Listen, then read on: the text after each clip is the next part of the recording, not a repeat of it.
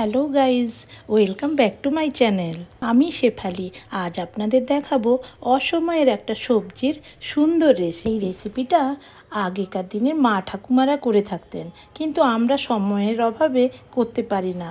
কিন্তু আজকে দেখালাম কিভাবে আপনারা চটপট এই রকম করে মূলো শাকের ভাজা করে ফেলবেন। প্রথমে কড়াইয়ে তেল দিয়ে গোটা লঙ্কা 4-5টা দিয়ে দিলাম। তার উপর একটু থেতো করে 7-8টা রসুনের কোয়া দিয়ে দিলাম। রসুনের কোয়া ও লঙ্কা ভাজা হয়ে গেলে এক মুঠো পেঁয়াজ কুচি দিয়ে দিলাম। রসুন ও পেঁয়াজগুলো ভালো করে নেড়ে চেড়ে লাল লাল করে ভেজে নিলাম। এর উপর আগে থেকে ছোট ছোট টুকরো করা মূলো শাকগুলোকে কেটে ধুয়ে রেখেছিলাম, ওগুলোকে দিয়ে দিলাম। তার উপর দিয়ে দিলাম অল্প করে লবণ ও হলুদ। তারপর একটু নেড়ে চেড়ে ঢাকা দিয়ে দিলাম, যাতে শাকটা সহজে ঝলসে যায়।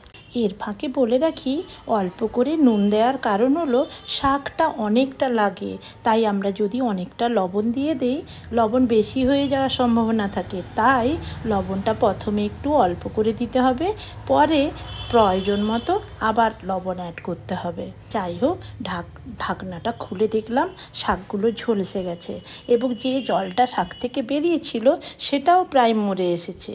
তারপরে নেড়ে চেড়ে ভালো করে শাকটাকে ওই পেঁয়াজ ও রসুনের সঙ্গে ভেজে ফেললাম।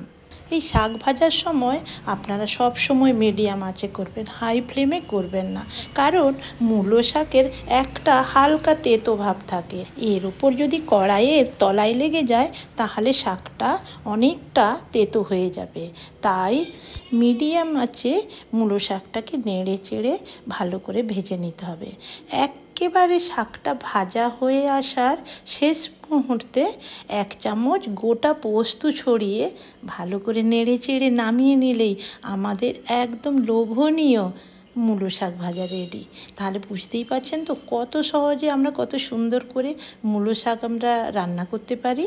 দেখুন, সবাই তো চটপট মাংস রান্না করে ফেলবে, মাছ রান্না করে ফেলবে, কিন্তু এই মূলো শাকটা সুন্দর করে রান্না করার ব্যাপারটাই আলাদা।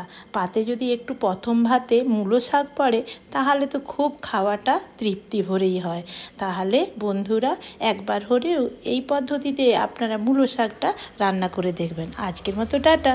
আপনারা সবাই ভালো থাকবেন, সুস্থ থাকবেন ও হাসি খুশি থাকবেন।